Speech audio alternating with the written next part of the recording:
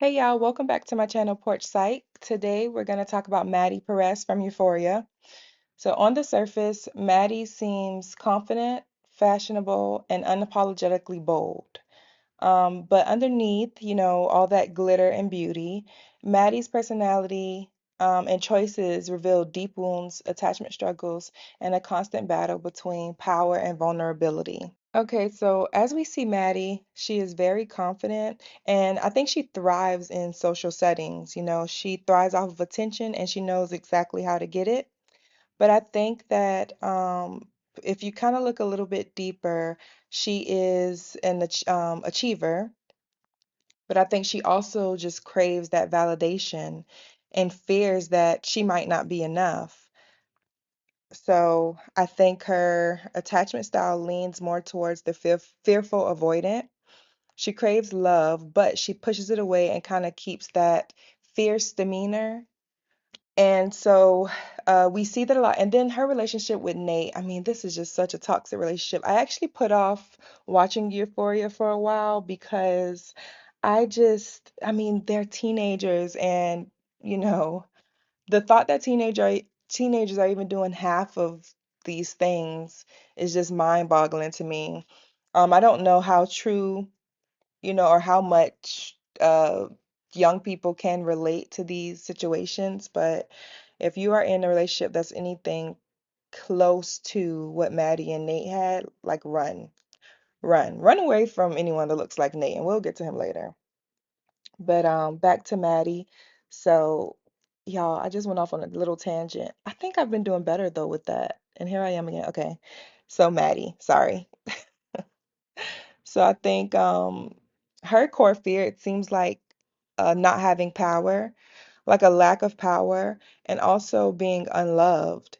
And kind of going back to that like horrific scene where Nate had the pew pew and he was threatening her to give back the tape or the CD of his dad and the other student. Um, and he said, I know you, it's over because I've embarrassed you. So that kind of gives you an idea. I mean, they have such a toxic relationship, and her being embarrassed is what, made her be done.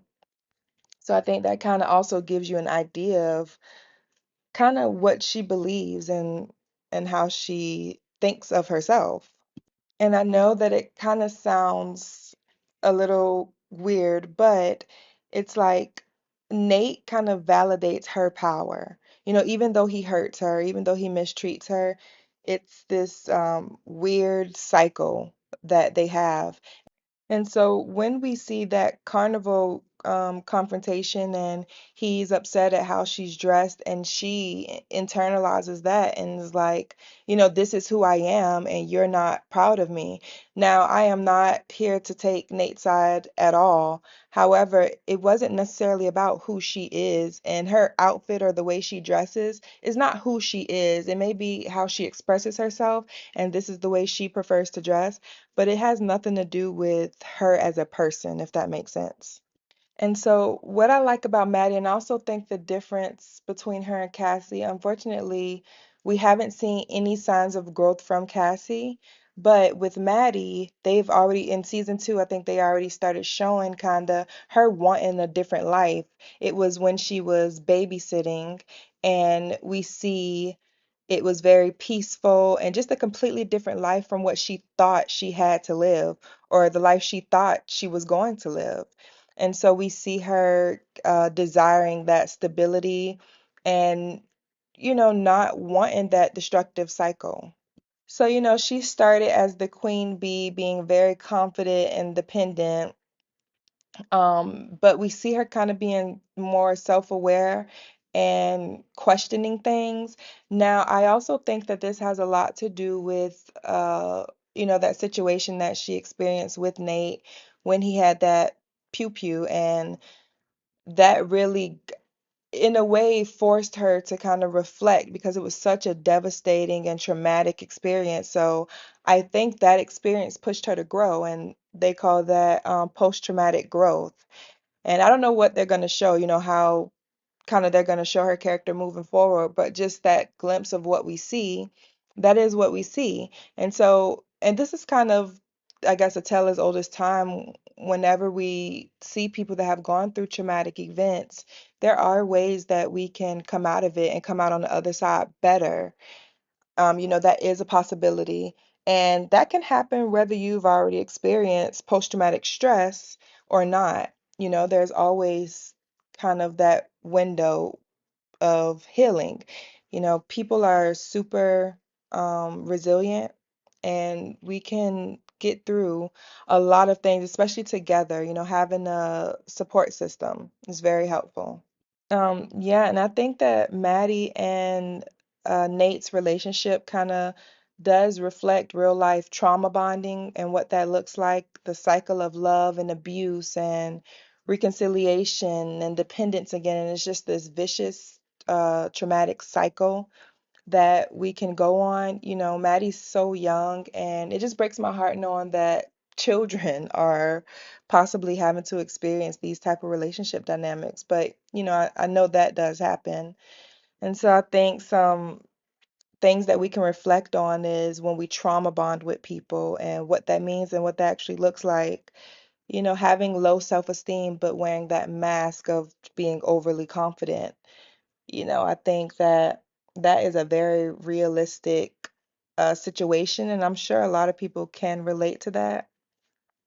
And so, as we see Maddie's character, I think that she has a really, really good chance, especially if she starts going to therapy, to rebuild her self-worth and kind of what she thinks she deserves and the only way she believes that she can get it, which is, her outside appearance. She has to look a certain way in order to feel wanted, safe, loved, whatever that is.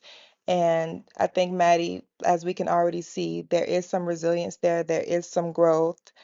And so, yeah, I'm excited to see what they kind of come up with her character. I mean, she could go spiraling down and then, back to a more stable place, and that would be realistic as well. Or they keep her trajectory just kind of going up and showing her resilience. I think either way would be pretty good representation of what the healing journey could look like.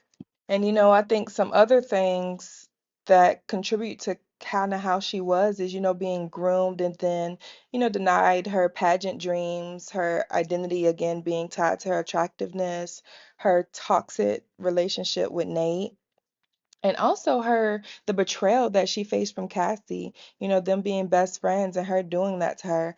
So Maddie kind of lost two people, and I really do think that this traumatic experience pushed her to kind of on the other side.